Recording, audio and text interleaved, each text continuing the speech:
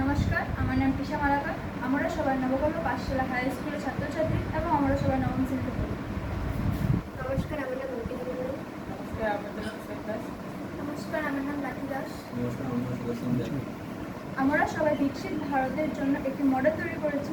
সেই মডেলটি আমাদের মডেল টিচার সুলেমান স্যার এবং আমাদের রাজীব স্যারে হেল্প করেছে। এই মডেলটির বিষয়ে আমাদের সহপাঠী লাঠি দাস বলবে।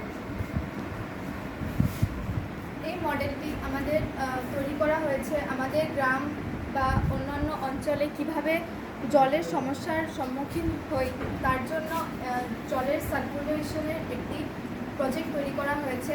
কীভাবে আমাদের সাগর থেকে জল বাষ্পীভূত, সূর্যের দ্বারা বাষ্পীভূত হয়ে শীতল বাদলের তারতম্যে এসে বৃষ্টিপাত হয় এবং পাহাড় অঞ্চল থেকে কিভাবে নেমে এসে আবার জল সেমভাবে সার্কুলেশন হয়, এটা এখানে দেখানো হয়েছে।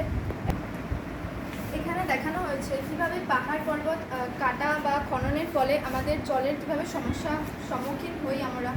এই গাছপালা কাটার ফলে আমাদের অনেক সমস্যার সম্মুখীন হতে হয়, যেমন সামনের আমাদের খেতি অনেক সমস্যা হয়, জলের অভাব হয়। তার জন্য আমাদের এই ওয়াটার সার্কুলেশনটা তৈরি করা হয়েছে। আমরা নবম শ্রেণীর ছাত্রছাত্রীরা মিলে এই একটি ওয়াটার সার্কেলের মডেল তৈরি করেছি বিকশিত ভারতের জন্য।